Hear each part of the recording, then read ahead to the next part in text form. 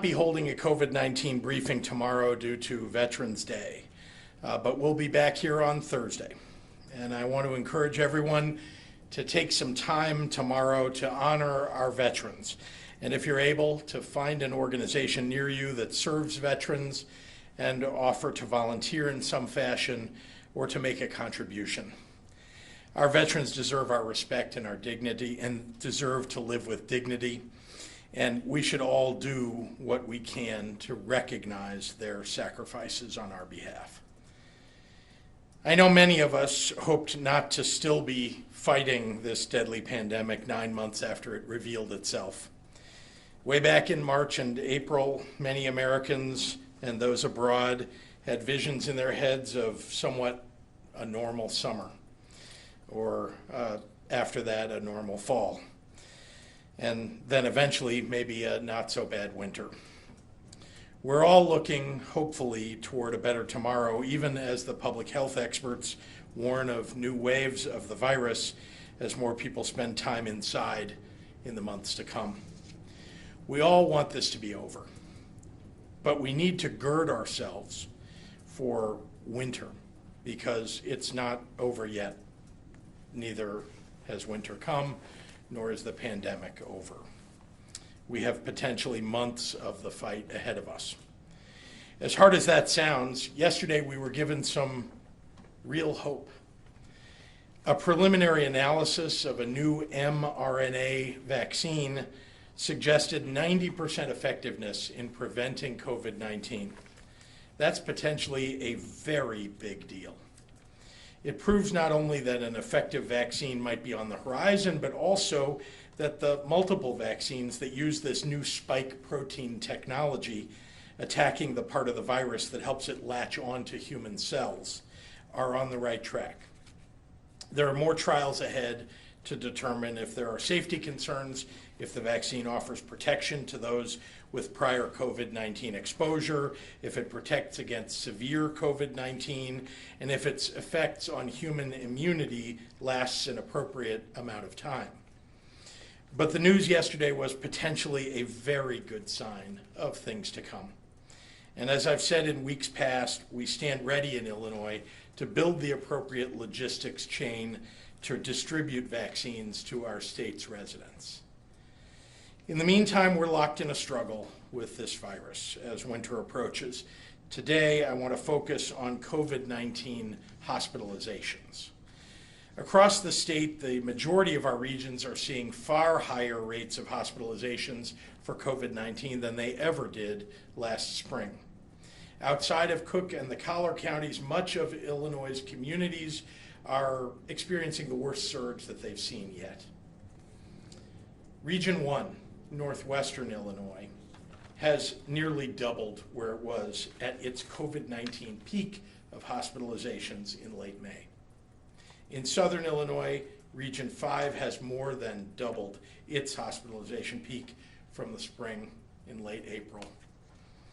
In central Illinois, Regions 2 and 3 have seen a 2.5 and a 3.2 times increase in hospitalizations, respectively, from their spring peaks in early April. And Region 6, East Central Illinois, has now surpassed 3.5 times its spring hospitalization rate. Even where things are not as awful, things are still bad. Region 4, the Metro East, and Region 7, Will and Kankakee counties, are running just above the worst that they saw in the spring, with no sign of slowing. Regions 8 and 9, the Collar counties, are close behind. Though still below their spring highs, things are close and they're increasing. Only Regions 10 and 11, suburban Cook and Chicago, remain a fair distance behind their worst hospitalization peaks in the spring by about half, but we're seeing concerning trends in suburban Cook County. Statewide, we're now averaging more than 4,200 patients with COVID-19 in the hospital.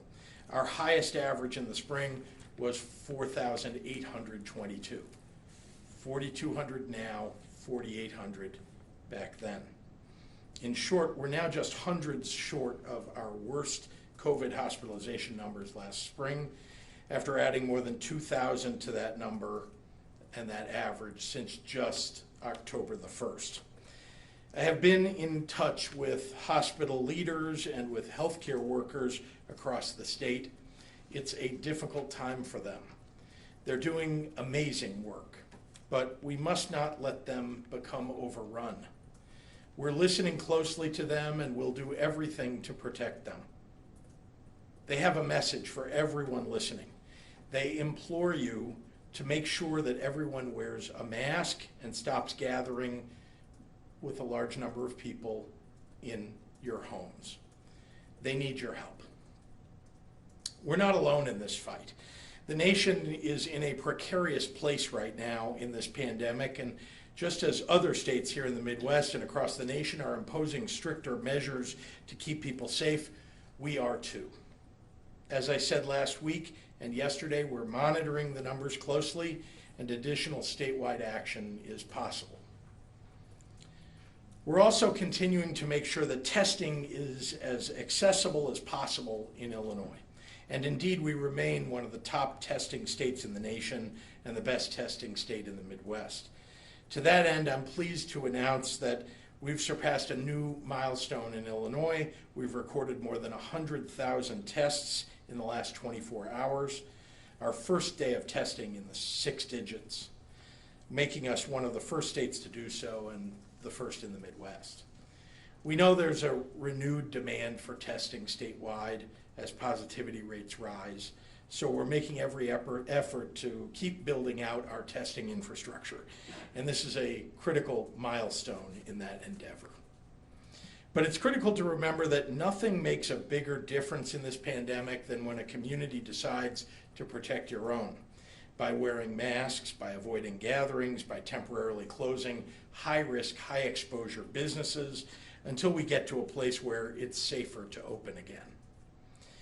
I know it feels like we've been at this a long time. The whole country, the whole world has. 9 months is a long time. But we can't let our guard down. Look at these numbers. More than 10,000 of our fellow Illinoisans are getting infected each day, and dozens are dying each day. There is light at the end of the pandemic tunnel, but we just don't know exactly when we will get there. So let's use the best tools that we have in the meantime: local enforcement, masks, distance. Stop having social gatherings for a while, and get your flu shot. Let's make a renewed effort to keep each other safe as we enter this holiday season. And with that, I'd like to turn it over to the Director of the Department of Public Health, Dr. Ngazi Ezike.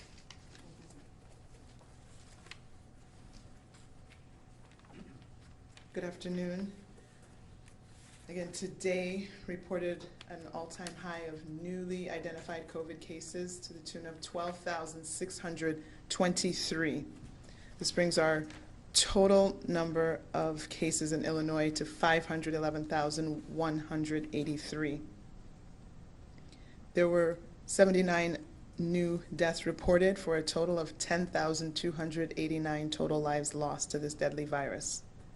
Overnight, there were 4,742 people in the hospital with COVID-19. Of those, 911 were in the ICU and 399 were on ventilators. In the past 24 hours, again, as the governor mentioned, we had our first day over 100,000 tests being reported for a 24-hour period, which brings us to 8.5 million tests since the beginning of this pandemic. This week, our COVID-19 mobile testing sites are set up in cities and towns across Illinois, from the Highwood Public Library to the Hiawatha High School in Kirkland to the Decatur Civic Center to the Aquatic Zoo in Mount Vernon. These and many other places are offering free COVID-19 tests, no appointment necessary. Please visit our testing webpage for hours and locations, www.dph.illinois.gov/testing. early on in this pandemic, there were actually requirements to get tested at our testing sites for this novel virus. That was because supplies and testing capacity was limited. But now, fast forward to today, anyone who wants a test can show up at one of our drive-through sites. I heard that at our Aurora site, even before we opened, there were 400 people in line to get tested. I really want to commend you, Governor, because you really had your foot on the gas pedal all along, and were really pushing us to get to this day. He did often talk about, what about getting to 100,000 a day? Well, we are here now. And I want to thank all of the people on the testing team who have made this milestone possible. Today, the only requirement to get tested at one of our testing sites is to be a responsible Illinoisan that wants to know their status and wants to know whether they have COVID or not so that they can protect those around them as quickly as possible. Please set the example for your family, for your friends, for your coworkers, for your community. If you've never gotten a COVID test, unless you've been literally indoors in your home for the entire 9 months, it's good to get one. Again, we have to just remind you of the same things we've been saying all along: mask up, wash up, back up, and sleeve up, referring to roll your sleeve up to get your flu shot. Regardless of what you may have seen on Twitterverse or at Facebook or Parler, we need to follow the science. These measures will work to get us on the other side of this pandemic. Please help us prevent the spread of COVID-19 and the spread of the flu. And let me add my salute to all the veterans who have done so much for us in this country. Now I'll switch to Spanish. Buenas tardes a todos. Hoy estamos reportando 12,623 casos nuevos para un total de más de 511,000 casos de COVID-19 en Illinois. También hay 79 muertes adicionales para un total de más de 10,200 vidas perdidas. 4,742 personas estaban en el hospital durante la noche con COVID-19. De ellos, 911 pacientes estaban en la unidad de cuidados intensivos y 399 pacientes estaban en ventiladores. En las últimas 24 horas, más de 100,000 pruebas fueron hechas para un total de más de 8.5 millones de pruebas en Illinois. Esta semana, nuestras unidades móviles de pruebas COVID-19 están visitando varias ciudades y pueblos de Illinois, en lugares como Highwood, Kirkland, Decatur y en el Mount Vernon. Estos y muchos otros lugares ofrecen pruebas de COVID-19 por gratis y no necesitas cita. Por seguro hay líneas, pero simplemente visite nuestra página de web de pruebas para conocer los horarios y locaciones: www.dph.illinois.gov/testing. Recuerde al principio de esta pandemia cuando había requisitos para hacerse la prueba de este nuevo virus. Los recursos y la capacidad eran limitados. Ahora cualquier persona que quiera una prueba puede hacerlo. Felicito al gobernador Pritzker por poner su pie en el acelerador para que Illinois expandía las pruebas para cada rincón del estado. Hoy el único requisito para hacerse la prueba de COVID-19 es ser una persona de Illinois responsable. Sea el ejemplo para su familia, sus amigos y su comunidad. Terminó con las mismas palabras, los 3 M's. Usa su máscara, mantenga tu distancia y lávese las manos. No importa lo que haya visto en Twitter o en Facebook. Estas acciones funcionan y ayudan a prevenir la propagación de este virus. Muchísimas gracias para su apoyo. And with that, I'll turn it back over to Governor Pritzker. Thank you, Dr. Ezike. Happy to take questions. Given the hospitalization numbers, Governor, perhaps as a question for Dr. Ezike, are there discussions, are you expecting guidance in the near future regarding elective procedures at hospitals in order to conserve capacity? We're watching those numbers very closely. It's one of the reasons that we talk to hospital leaders all the time. We want to make sure that we're, if we have to, that we're doing it at the proper moment, but that's not something that's right now needed. As you know, back in the spring, we did not know how fast things would move and to what peak. And so we, on the information that we had, we made decisions about elective surgeries. We also realized that there are things that get called elective surgeries that nevertheless are on the border of, are they necessary? So we want to, parse that out with the hospitals and make sure that if we ever do get to a point where we want to limit those elective surgeries, that we're doing it the right way. Can hospitals take another economic hit if there is some sort of move on electives? Look, you saw what happened when hospitals filled up in the spring. It's the same problem for hospitals now, honestly. The answer is no. Hospitals, businesses, hospitals, we can't take these kinds of hits all the time, and particularly for preserving our hospital capacity, we need to make sure that our hospitals are strong. And so we're working very hard to make sure that they have the dollars that they need to keep doing what they're doing, and also working with the federal government to bring more dollars to the hospitals. Since the hospitalizations are going up, are you thinking about reopening McCormick Place or any of the 4 other hospitals that you turned into?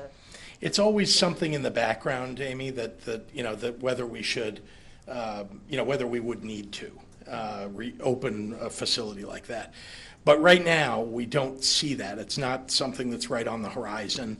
But we have the plans for it. We've done it once. If we need to do it, we'll do it again. You've heard that we have one hospital anyway that is sort of in warm condition, I would call it, so that we could open that one. And then, we have plans for going back to where we were if we needed to, but we're not there. All right, so I was going to say, is there any concern about a shortage of healthcare workers at this time? We're hearing from Yeah. some hospitals, there are sick calls, not because they're getting sick in the hospital, but getting infected through community spread. Is there a concern regarding staff?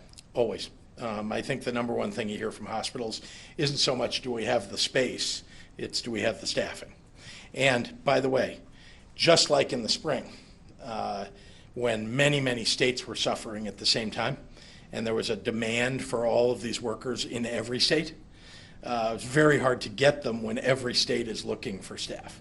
There are staff that will move around from state to state that will, when you need them, but not if every state is demanding their services. So we're working with the hospitals, we're working with them because it's really their staffing efforts that we're trying to bolster. And you saw we made some adjustments in the spring to allow more people to get into the healthcare field, people coming back into the healthcare field who had retired, and we continue to offer that. So we've had 5 days in a row, 10,000 plus new cases, or BBM was reporting possible cases of COVID.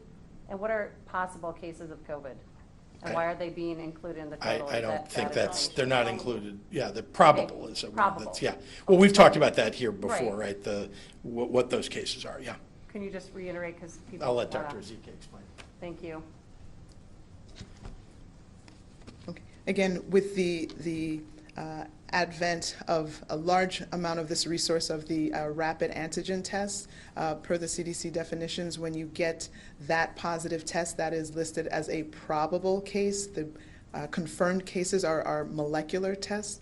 Now that number is growing. I think of the 101,000, about 5,000, 5,800 were of the antigen type. So you will see that when we say the total number of new cases, that's the confirmed test from the molecular tests with the antigen test, which form the probable cases. And do you know what age group again? Is it nursing homes? Is it 20 to 29-year-olds? Yeah, so in terms of the probable, or? No, just overall. Oh, all of it, Like all 12,000 ages. was a record today. No, all ages are getting diagnosed with this. I'm not looking at it on a day-to-day, but when I look at it over the week and several weeks, it's still, again, all ages are represented. The 20 to 30s take a little bit more than their proportion of the population, but it's a very even spread of it being having people affected in every single age group. Doctor, do you recommend college students for Thanksgiving stay at campus, or should they come home to their families? So that's a very loaded question, of course. You know, we know that it also, I mean, there's so many nuances. Nothing is ever that simple. You have to remember that there are some college campuses where they have really gotten the infection rate so low because of aggressive testing, surveillance testing happening once or twice a week. And so in those cases, you actually have a populace that has a much lower positivity rate than a campus where there was no testing. And so there are larger amounts of infected people who may not even know it because they have not gone through that routine screening, and there are higher rates of positivity on those campuses. So, you know, if you told me someone where the positivity rate is less than 1%, and there are campuses where the test positivity on their campus is less than 1%, that person is actually at risk going home. In their community, they have a higher test positivity than what they've experienced at campus. So it's not such a simple answer. All right, we'll do one more in the room. Oh, Governor, I know there's good news about the Pfizer COVID vaccine. Governor Cuomo reacted yesterday by saying it's bad news because President Trump is still in office. But didn't President Trump leave it up to the governors for distribution? And how will that work in Illinois once you get the vaccines? Let's see, there's a bunch in there I want to answer. Yeah, so I don't know about the comments that Governor Cuomo is making, but look, it's only good news. So the vaccine is only good news. It's not, but as you know, and as I said in my remarks, it's still going to take some time here before it's been proved to be efficacious. It's been proved that, you know, this was one phase. It was preliminary data. There's another set of data that will come to Pfizer from their trials, blind, you know, trials, and they'll get that data, I think, in late November. And I don't know whether they'll release it. Remember, they released this information with a press release. It's up to them whether they release it or not, the information about how the process is coming along.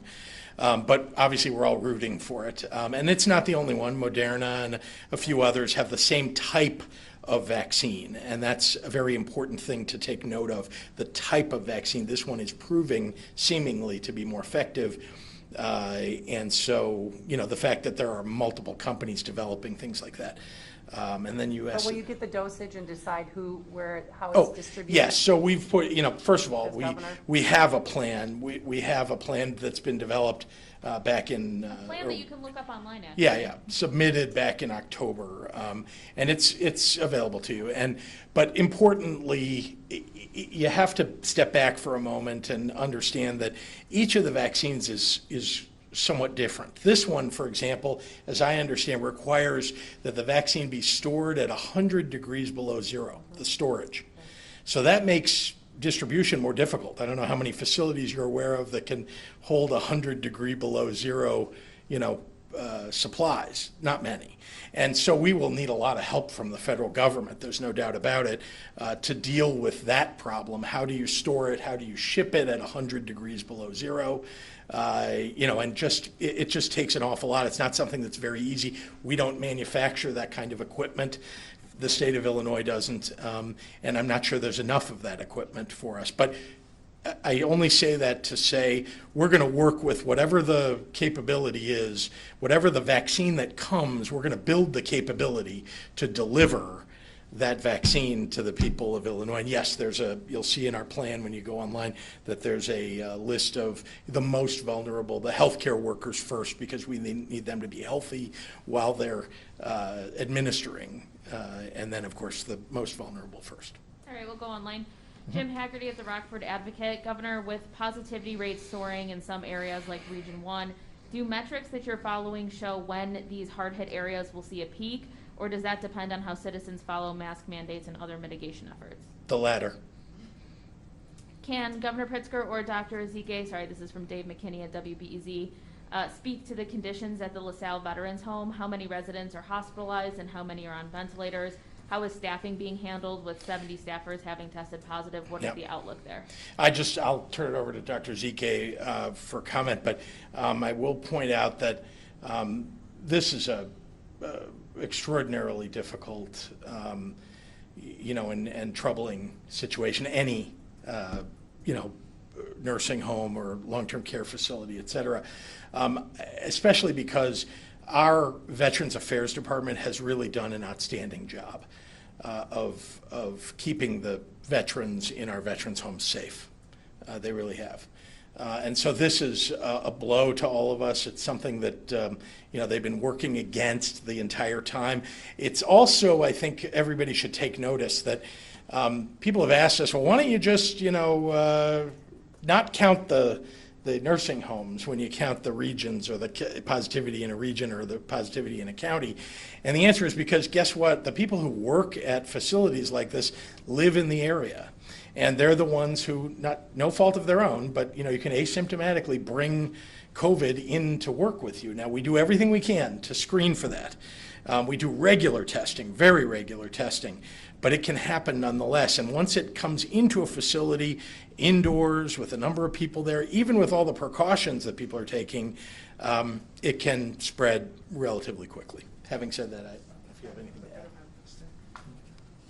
No, I mean, I don't have the numbers at my fingertips, and I don't want to misquote, and I know the numbers have been changing, unfortunately, as the outbreak has grown, but it's a significant outbreak despite all of our best efforts and the aggressive testing and screening of staff and routine screening of staff and residents. So, we're deploying all of our available resources to support that, to quell that as quickly as possible, but there are unfortunately going to be significant morbidity, and we'll be hoping for the best for all of the individuals at that facility. John O'Connor at the AP. Have you or will you encourage House Democrats to vote against Speaker Madigan for Speaker? If reelected, isn't he a major distraction to your agenda in the spring? That's a decision that members of the House will make. I know in January they'll be taking a vote on Speaker, and that's their business.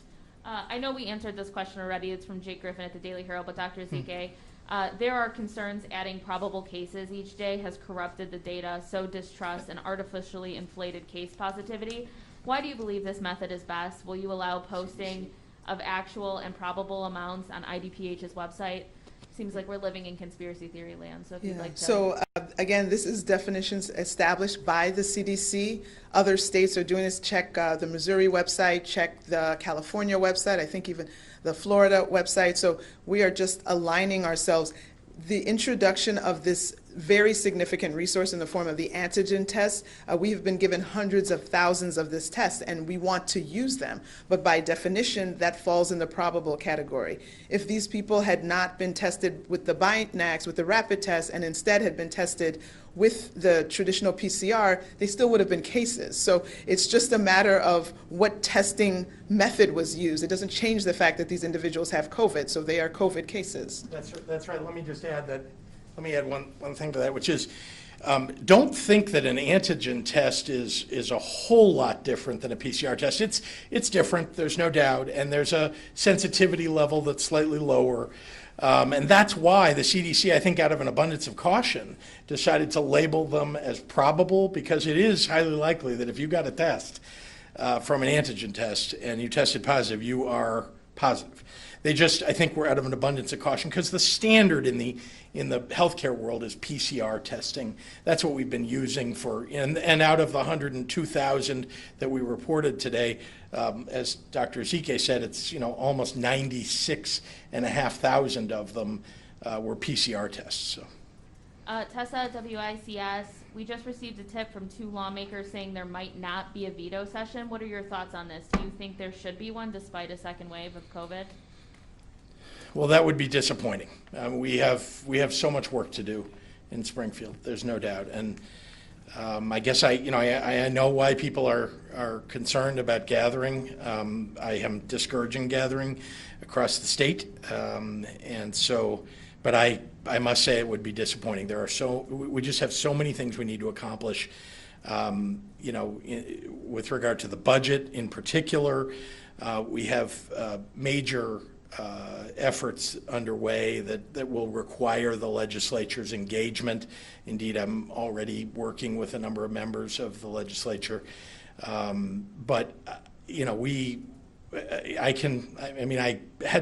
do not know whether they're going to not have a session, but again, it would be disappointing. Shruti at Bloomberg. What is driving the COVID resurgence in Illinois, and particularly its velocity in the last month? Is it simply non-compliance and virus fatigue, spillover from bordering states, Yeah. home gatherings, restaurant and bars, or some other factor? I think you just named all of them. I think check, check, check. I mean, she's doing her homework. Let me say a couple of things. I read today that Iowa hit 48% positivity. That means that, in theory, out of every 2 people you run into, one of them might have COVID. And Wisconsin is not very far behind that. Look, we're surrounded in many ways. We have a 13+% positivity, I believe, today, and that's terrible. It's not 48, but it's terrible. The other thing is, I think don't be fooled by just the case numbers. I mean, they're horrible. To say 12,000 people are infected is terrible.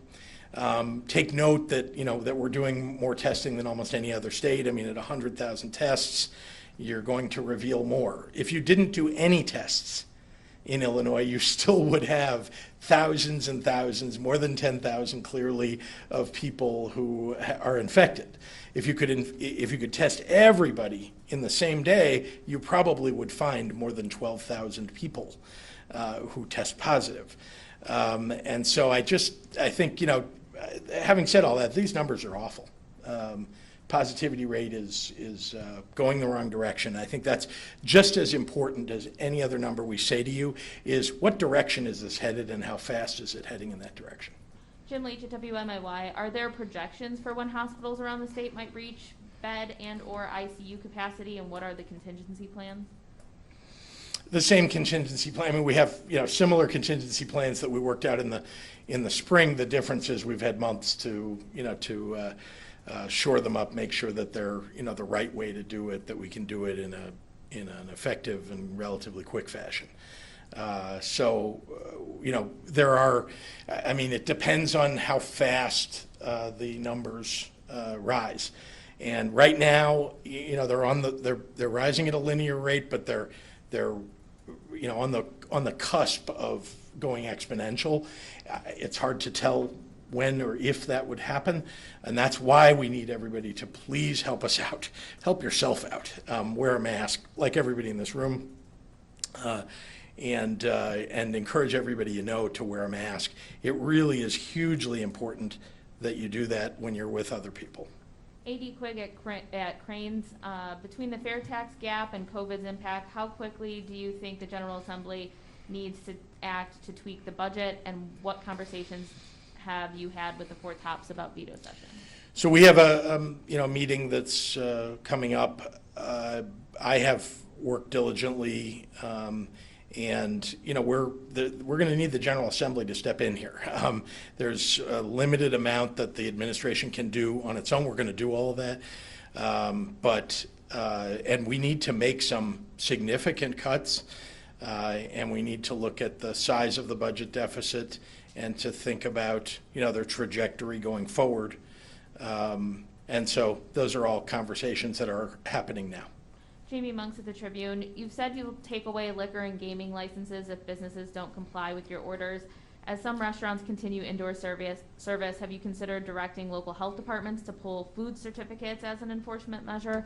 Why or why not? And that'll be our last one. Oh, sure. And you've heard me talk about it, enforcement, I don't know, just about every day. And local public health departments do have some ability to remove licenses. And so I think local health departments are actually doing a reasonably good job. The problem is they're often subject to the politics of the county or the city that they're in, and sometimes the politics are that the local mayor or county board or city council just have chosen that they don't want to make any hard choices, and so they're not helping the local public health departments, who are the real professionals that everybody should be listening to. All right, thanks everyone. Thank you.